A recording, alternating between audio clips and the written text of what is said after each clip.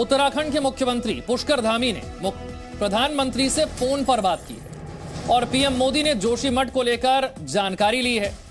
जोशीमठ की ताजा स्थिति को लेकर प्रधानमंत्री ने बात की है। प्रधानमंत्री ने फोन पर विस्तृत जानकारी ली है।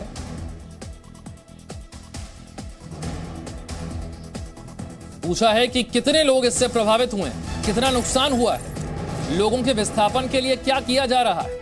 वहीं मुख्यमंत्री ने बताया कि प्रधानमंत्री ने जोशीमठ को बचाने के लिए हर संभव सहायता का आश्वासन दिया है। जोशीमठ में एक बड़े हिस्से में घरों में दरारें आ रही हैं। कई परिवार इससे प्रभावित हैं और उसकी वजह से उन्हें अपने घर छोड़कर जाना पड़ रहा है। मुख्यमंत्री खुद भी यहां पर पहुंचे थे हालात का जायजा लेने के लिए और इसके बाद मुख्यमंत्री की प्रधानमंत्री मोदी से बातचीत हुई है। डिटेल में जानकारी प्रधानमंत्री ने हासिल की है। मुख्यमंत्री ने यह सारी जानकारी प्रधानमंत्री को दी है और साथ ही हर संभव सहायता का आश्वासन प्रधानमंत्री की तरफ से दिया गया।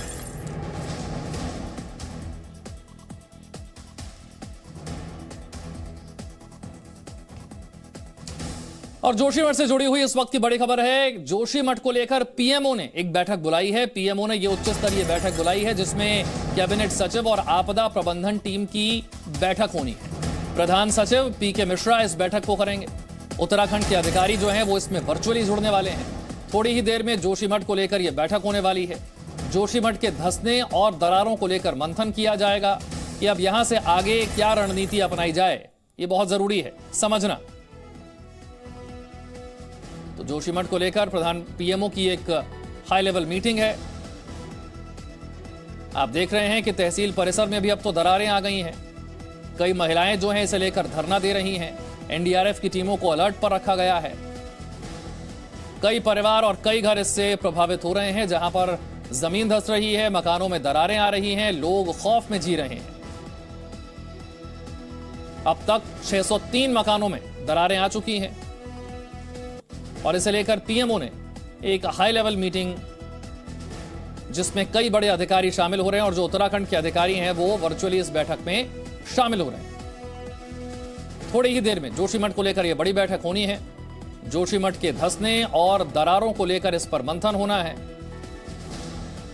दहशत में जोशीमठ के लोग हैं। इससे पहले उत्तराखंड के जो मुख्यमंत्री हैं वो भी जोशीमठ का दौरा कर चुके हैं। जो प्रभावित परिवार हैं उनसे मुलाकात भी कर चुके हैं। पलायन का दौर इस बीच जारी है। आप यहाँ धरने पर बैठी हैं, कैसे हालात हैं आपके घर के अभी और धरने पर बैठने को आपको क्यों मजबूर होना पड़ा? क्योंकि अभी जोशीमठ के जो हाल है, हमारे घरों के सारे पूरे जोशीमठ के जो हाल है बहुत ही दयनीय है। सब घर में दरार है, पूरा जोशीमठ दरक चुका है और वो वैज्ञानिक भी कह चुके हैं कि अब जोशीमठ नहीं बच पाएगा। इसलिए हम लोग बहुत भावुक हैं, बहुत दुखी हैं और हमारे लोग जितने बाहर रह रहे उनकी कोई अच्छे ढंग से व्यवस्था नहीं हो पा रही। किसी के साथ छोटे बच्चे हैं, किसी के साथ बूढ़े हैं, तो उन लोगों की पूरी व्यवस्था नहीं है। सरकार तो कह रही कि हम पूरी मदद कर रहे हैं। सरकार कुछ नहीं कह रही। आज कल आए थे ना सरकार यहाँ पे, तो किसी को मिल के गए। यहाँ आए थे हमारे धरना स्थल पे आते लोग सब ऐसे परेशान हैं। मुख्यमंत्री आके ऊपर ही ऊपर उड़ जाते हैं। एक दो घरों में जाके फोटो खिंचवा के मदद मिली कि नहीं सरकार की तरफ से? किसी को कुछ मदद नहीं मिली। आप फिर खुद पीड़ित से पूछिए जो उसमें बैठे हैं। देखिए इनका कहना है सरकार की तरफ से मदद नहीं मिली। और भी जो लोग हैं उनसे मैं बात करता हूँ। क्या नाम है आपका? मेरा नाम उषा है। आपके घर में भी दरार है? हम लोगों के घर में अभी तो दरार नहीं आई है, लेकिन हमारे अगल बगल के जो घर हैं उनमें दरारें आ चुकी हैं। अब क्यों आ रही हैं दरारें? कुछ आप लोगों को पता चला कारण क्या है? कारण यही बता रहे हैं कि एनटीपीसी का जो ये टनल बन रहा है वो अंदर ही अंदर काम कर रहे हैं, ब्लास्टिंग कर रहे हैं, उसकी वजह से दरारें आ रही हैं। सरकार कह रही है कि टनल का काम रोक दिया है। क्या टनल का काम बंद हुआ है या नहीं? आप लोग को क्या पता? हम लोगों की जानकारी में ये है कि अभी टनल का काम रुका नहीं, वो रात को अंदर ही अंदर काम कर रहे हैं। हाँ। काम कैसे कर रहे हैं। आप लोग कैसे रह पा रहे हैं? बच्चों के साथ आप रहते होंगे। के साए में, मौत के साए में रह रहे हैं हम लोग और औरों की स्थिति देख के, जिन लोगों के मकान है तो बिल्कुल फट चुके हैं, उनको देख के सभी लोगों को रोना आ रहा है। देखने गए थे हम तो बहुत ही बेकार स्थिति है। देखिए डर के साए में, मौत के साए में इनके मुताबिक लोग जीने को मजबूर हैं। महिलाएं यहाँ पर मातृशक्ति लगातार इस मौजूदा संकट के खिलाफ आवाज उठा रही है कि सरकार इनकी बात को सुने। आंटी आप कहाँ से आई हैं, किस इलाके से हैं? ये नरसिंह मंदिर। कैसी स्थिति है अभी आपके इलाके की? जी वैसे दरारें आ रखी बहुत। आपके घर में भी है? जी।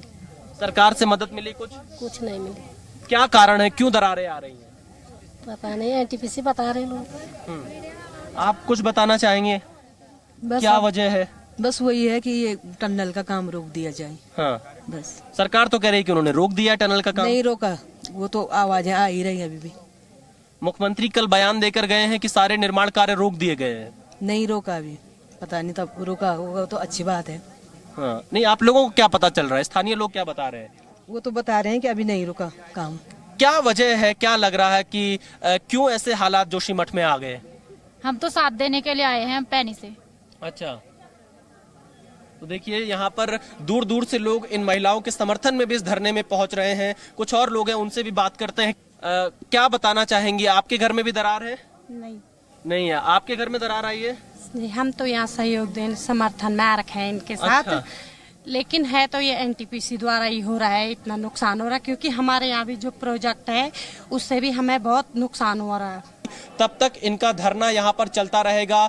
जोशीमठ के तहसील परिसर में जो यहाँ पर महिलाएं हैं, जोशीमठ की मातृशक्ति जिसे आप कह सकते हैं, वो यहाँ पर धरने पर बैठने को मजबूर है ताकि सरकार की कानों तक आवाज पहुंच सके और इनकी मदद के लिए सरकार आगे आ सके। कैमरामैन एस जयदीप के साथ विशाल पांडे, जी मीडिया, जोशीमठ, उत्तराखंड। तो जोशीमठ में स्थिति किस तरह से बिगड़ी हुई है और महिलाएं किस तरह से धरना दे रही हैं, ये तस्वीरें आपके सामने हैं। 603 ऐसे मकान हैं जहां पर अब तक दरारें आ चुकी हैं, जमीन धंस रही है, जिस वजह से लोगों में काफी आक्रोश है। मुख्यमंत्री यहां पर पहुंचे थे और उन प्रभावित परिवारों से मुलाकात भी उन्होंने की और स्थिति का जायजा भी लिया। प्रधानमंत्री से भी उत्तराखंड के मुख्यमंत्री पुष्कर धामी की बातचीत फोन पर हुई है। प्रधानमंत्री ने जोशीमठ को लेकर पूरी जानकारी हासिल की है। पीएमओ की तरफ से भी एक हाई लेवल मीटिंग बुलाई गई है जिसमें उत्तराखंड के अधिकारी वर्चुअली जुड़ने वाले हैं। जोशीमठ में अब यहां से आगे क्या किया जाना है, जो परिवार प्रभावित है उनका पुनर्वास किस तरह से होगा और जोशीमठ में आगे स्थिति यहां से खराब ना हो, इसके लिए एक बाकायदा रणनीति बनाने की जरूरत है जिस पर काम किया जा रहा है। इस वक्त एनडीआरएफ की जो टीमें हैं वो अलर्ट पर हैं। पलायन का दौर यहां पर जारी है और जो जोशीमठ के लोग हैं वो काफी दहशत में। पीएमओ की बैठक पर उनकी भी नजर है और वो जानना चाहते हैं कि उनके परिवारों के लिए, उनके घरों के लिए, जोशीमठ के पूरे इलाके के लिए क्या किया जा रहा है।